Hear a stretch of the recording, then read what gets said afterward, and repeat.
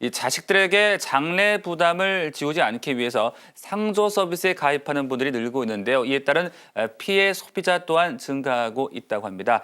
또 최근 검찰이 국내 최대 상조업체 회장 일가를 횡령 혐의로 구속 기소하면서 혹시 내가 가입한 상조 회사는 잘 운영되고 있는지 가입자들의 걱정 또한 높아지고 있는 것이 사실인데요. 그래서 오늘 클릭 소비자 솔루션 시간에서는 상조 서비스에 가입했다가 입은 피해와 또 대처 방법까지 자세하게 알아보겠습니다. 오늘 도움 말씀 주시기 위해서 한국소비자보호원의 배윤성 팀장님 나와주셨습니다. 안녕하십니까? 안녕하세요. 네. 요즘 광고를 봐도 상조 서비스 광고가 상당히 많이 나오고 있고요. 네. 서비스에 가입하는 분들도 늘고 있을 것 같은데 소비자 피해가 어느 정도 접수가 되고 있고 또 피해 구제는 잘 이루어지고 있는지가 궁금합니다. 지난 5년 동안 그 상조 서비스로 인한 피해 실태를 보면은 한 5,381건이 접수가 됐습니다. 그러니까 2005년도에 219건이었던 것이 작년 2009년도에는 2,446건으로 무려 10배 이상 증가를 한 거죠. 그러니까 네. 전체 5년을 통계해 보면 5,300건이 넘었다. 그다음에 그 가운데서 피해 구제는 사실 업체들이 소비자 보호에 대해서 미흡하다 보니까 네. 일부는 잘 해결되고 또 일부는 생각만큼 해결이 되지 않는 경우도 있습니다. 네네. 자, 이렇게 상조 서비스와 관련된 피해가 늘고 있는 이유는 어디에서 찾을 수 있을까요? 첫째는 그 상조업체를 관리할 수 있는 관리 감독할 수 있는 법 체계가 없다. 그러니까 네. 그러다 보니까 누구든지 원하는 사람들은 상조 서비스업을 누구든지 할 수 있다는 그 맹점이 있었고 네. 두 번째는 판매 방법상의 문제를 얘기 드리고 싶습니다. 주로 행사장이나 공연장에서 어르신들을 초대해서 아하, 예. 공연도 보여주고 무료 선물도 나눠주면서 기분을 굉장히 좋게 합니다. 네네. 그러면서 하는 말들이 돌아가신 다음에는 자녀들한테 장례 부담을 주지 않을 수 있는 상품이다. 네. 이렇게 얘기를 하다 보니까 자녀들한테 아까 말씀하신 대로 부담 주고 싶지 않으니까 평소에 있던 그 용돈을 전략해서 네. 2만 원, 3만 원 또는 5만 원 이렇게 쭉 불입하게 되는 거죠. 그러다 보니까 상조 피해도 더불어서 많이 늘었다 네, 이렇게 보여집니다. 그렇습니다. 이제 어르신분들이 참 이 꼼꼼하게 확인을 잘 못하시는 부분들이 있으시기 때문에 또 예. 가입을 하시게 되고 또 참 이 자녀들을 걱정하시는 참 그 좋은 마음에서 가입을 했다가 맞습니다. 네, 본의 아니게 이렇게 피해를 보는 경우가 있어서 더욱더 안타까운 것 같습니다. 자, 지금 막 또 상담 전화가 연결되어 있다고 하는데요. 말씀을 나눠보죠. 안녕하십니까? 네, 안녕하세요. 네, 자 어떤 점 궁금하고 답답하신지요? 제가 2008년 10월에 우연히 상조업체 행사장에 갔다가 영업사원을 건의로 상조에 가입을 했어요. 네. 월 3만 원씩 해서 60회 납입을 하기로 했고 가입하고 난 뒤에 열심히 상조일비를 납입을 했어요. 그렇게 매달 3만 원씩 해서 60회 상조일비 완납을 하고요. 네. 근데 지난해 12월에 어머니께서 교통사고로 갑자기 돌아가셨거든요. 아, 예. 그래서 저는 상조업체에 상조 서비스를 요청했는데 글쎄 서비스를 제공할 수가 없다는 거예요. 네, 모두 완납을 했는데도 서비스를 제공해 줄 수 없다는 이유는 뭘까요? 그러니까 그게 상조업체 서비스가 바뀌어가지고, 그러니까 사업주가 바뀌어가지고 저한테 서비스를 제공할 수가 없다고 하더라고요. 아, 예. 근데 상조업체 사업주가 바뀐 게 저랑 무슨 상관이 있다고. 만약 사업주가 바뀌고 난 뒤에 서비스를 못 해주게 됐으면 미리 전화를 해서 지금까지 넣은 상조비라도 모두 돌려줘야 했던 거 아니에요? 네. 정말 너무 돈은 돈대로 나가고 상조 서비스도 제대로 못 받고 너무 화가 나고 억울하잖아요. 가입한 상조업체에 몇 번이고 연락해서 따졌는데 자기네들은 그저 사업주가 바뀌어가지고 서비스를 제공하지 못했다는 말만 계속하고 어차피 상조 서비스는 이미 못 받았으니까 상조회비라도 돌려받을 수 없나 해서요. 네. 자, 그래요. 상조업체 사업주가 바뀌었다는 점이 글쎄요. 서비스를 받지 못하는 이유가 되는 게 맞는 걸까요? 예, 좀 어려운 문제가 있는데요. 네. 일단은 이런 소비자 문제가 굉장히 많습니다. 저희 소비자원에 들어오는 신고도 보면은 한 6년 동안 또는 몇 년 동안 열심히 회비를 냈는데 정작 서비스를 받으려고 하니까 업주가 바뀌었다. 또는 네. 뭐 영업을 중단하고 아예 연락이 안 된다. 이런 사건들이 굉장히 많습니다. 먼저 그 업주가 바뀌었을 때는 법의 규정은 그렇습니다. 법 그 42조를 보면은 상법 42조를 보면은 이전의 상호를 그대로 지금도 현재도 쓰는 경우에는 이전 업주가 가지고 있던 채권 채무를 새로 인수받은 사람이 전부 다 양수 받은 걸로 그렇게 하고 있습니다. 그렇기 예. 때문에 상조 업체 명칭이 똑같다면은 이전 업주로부터 새로운 업주한테 모든 채권 채무가 넘어갔다 이렇게 보시면 됩니다. 따라서 일단은 외형상으로는 상호가 같다면은 현재 그 바뀐 업주한테 책임이 있는데 문제는 이제 이런 거를 내면을 살펴봐야 되는데 과연 이전 업주로부터 채권 채무를 받았느냐, 그 회원들한테 동일한 서비스를 물려주도록 해주도록 그렇게 약정이 된 채로 회사가 넘어갔느냐 이걸 따져봐야 됩니다. 네. 근데 사실은 이런 문제를 내면까지 따져보는 건 쉽지 않은 문제죠. 예. 네네. 그렇다면 이제 돌려받을 방법이 있을지 또 이전 사업주에게 책임을 물어야 될지 아니면 현재 사업주에게 책임을 물어야 될까요? 일단 저희들이 업무 진행하는 절차를 통해서 설명을 드린다면은 네. 먼저 현재 그 업주한테 이러이러한 소비자 피해가 신고됐으니까 이거에 대해서 해명하고 업주가 바뀌었다면은 뭐 사업자 등록증이라든지 바뀐 것을 내라 이렇게 저희들이 요구를 합니다. 네. 그러니까 사실관계를 따져봐서 이전 업주로부터 물려받은 게 확실하다면은 그 해약 환급금을 지급하도록 하고 있고 만약에 이전 업주와는 완전히 별개다 그런 경우도 사실 있습니다. 네. 그런 경우에는 정말로 안타까운 일이지만 보상받을 방법이 없기도 합니다. 네. 이전 업체와 또 현재 업체와의 어떤 연관성이 있는지도 다시 한번 확인해 보시고요. 오늘 답변 참고하시기 바랍니다. 네, 감사합니다. 네, 고맙습니다. 네. 자, 이 상조 서비스 소비자 피해가 상당히 이제 심각해지고 있는 것 같은데 그 피해 사례들은 어떤 유형들이 접수가 되고 있습니까?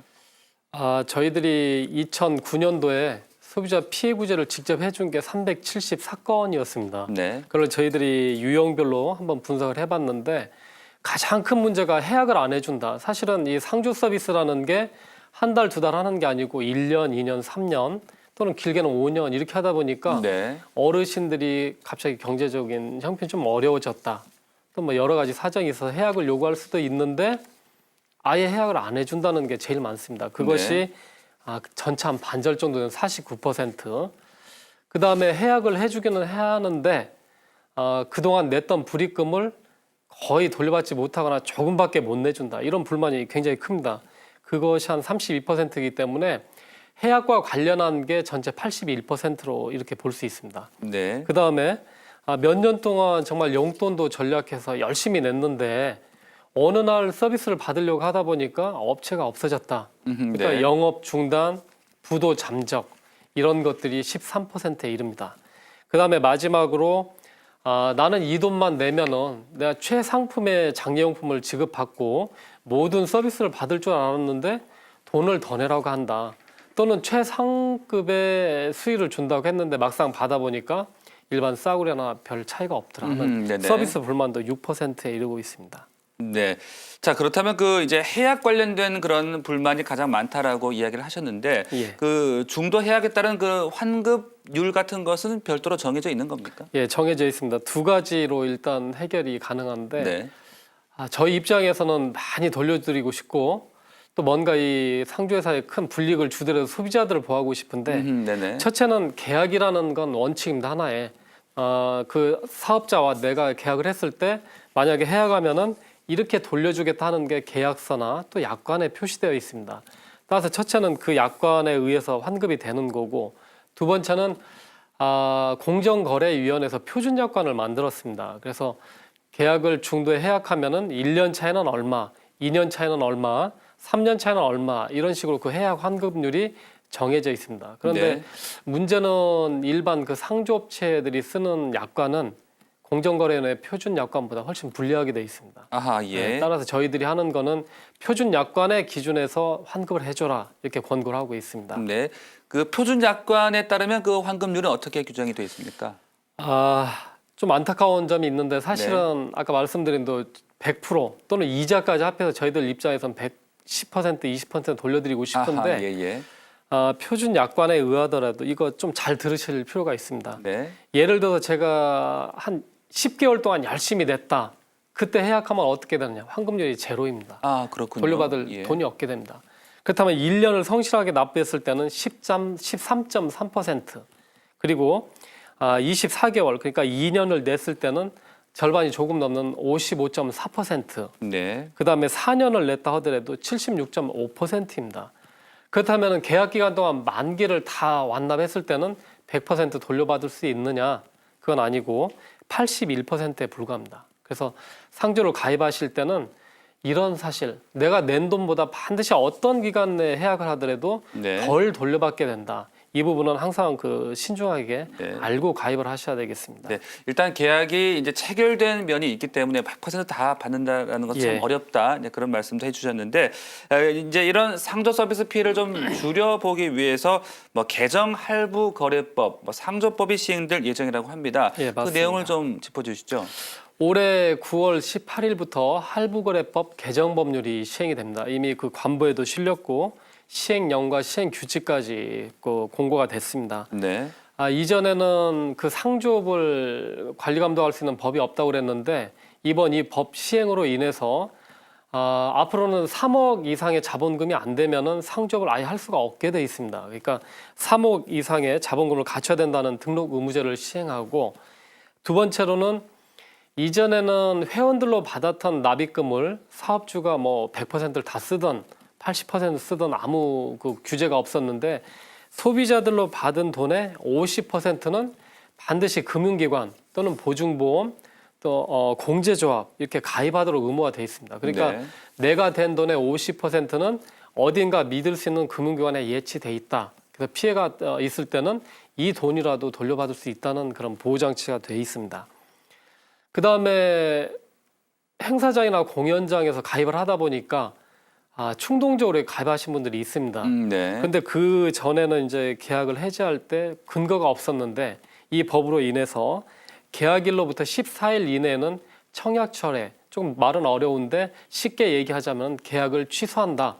없었던 일로 되돌린다, 이런 의미입니다. 그래서 네. 14일 이내에는 청약철회가 가능하고, 사업자한테 청약철회를 했을 경우에는 3일 이내에 받은 돈을 모두 돌려주도록 이렇게 의무화돼 있습니다. 그리고 위반 행위에 대해서는 크게는 3년부터 5년 동안 영업정지를 할 수 있고, 또 과태료, 또 뭐 억 단위 과태료도 있고요. 또 아하, 1,000만 예. 원 단위의 과태료도 있습니다. 네. 이런 규제가 있기 때문에 앞으로 상조업에 관한 많은 문제점들이 개선될 것으로 기대를 하고 있습니다. 또 이 상조 회사들이 재정 상태가 그리 좋지 못하다는 이야기도 많이 나오고 예. 있는데 어떤 법적으로 좀 강력한 그런 제도나 규제가 좀 있어야 되지 않을까요? 맞습니다. 281개 상조업체 중에서 조사를 해봤더니 네. 한 63%가 1억도 안 되더라, 이런 조사가 있었습니다. 그 제도적인 허점이 있었다는 건데 이번 법 시행으로 인해서 많은 제도 개선이 있을 것으로 예상되고, 하나 더 얘기 드린다면은 왜 이렇게 자본금도 없는 업체들이 영업을 할 수 있느냐? 네. 그 상조업의 메리트가 있습니다. 내가 회원들로부터 돈은 받지만 당장 이행할 서비스가 없다는 예. 거죠. 5년 뒤, 10년 뒤, 20년 뒤 하다 보니까 충분히 영업할 수 있는 장점이, 메리트가 있더라, 이런 것입니다. 그래서 네. 제도적으로 아마 보완이 될 것으로 보여집니다. 네. 자, 끝으로 이 소비자분들께서 상조 서비스 가입하실 때 주의해야 될 점이 있으면 몇 가지 간단하게 짚어주시죠. 예, 가장 큰 거를 일단은 법 시행 이후에 가입하시라고 권유드리고 싶습니다. 아하, 예. 그리고 그 최근에 상조업으로 진출한 그 대규모 큰 대형 회사들이 있습니다. 그리고 그 국내에서 굴제 공제회도 그 상조업에 진출해 있기 때문에 네. 이전보다 좋은 서비스가 기대되니까 큰 회사를 골라라. 아하, 그다음에 예. 가급적이면 9월 이후에 가입해라, 이렇게 말씀드리고 싶고, 네. 그다음에 표준 약관을 사용하는 업체, 그다음에 또 계약을 하거든 반드시 계약서는 받아둬야만이 나중에 문제가 있을 때 내가 보상을 받을 수 있다, 이 점을 말씀드리고 싶습니다. 네. 또 이제 행사장이나 방문 판매로 가입했을 때는 또 그 처리할 수 있는 기간이 있는 거죠. 14일 이내에 충분히 할 수가 있습니다. 네네. 네. 그리고 이 소비자 상담센터 전화번호 한번 알려주시죠. 그 상조 서비스로 인해서 피해를 보신 분들은 전국 국번 없이 1372번입니다. 네. 전국 소비자 상담센터에 전화하시면은 많은 도움을 받을 수가 있습니다. 네. 자, 오늘 시간을 또 계기로 삼아서 이제 상조 서비스 피해가 좀 줄었으면 하는 그런 바람도 함께 가져보겠습니다. 오늘 도움 말씀에 소비자보호원의 배윤성 팀장과 함께했습니다. 고맙습니다. 끝까지 함께해 주신 여러분 고맙습니다.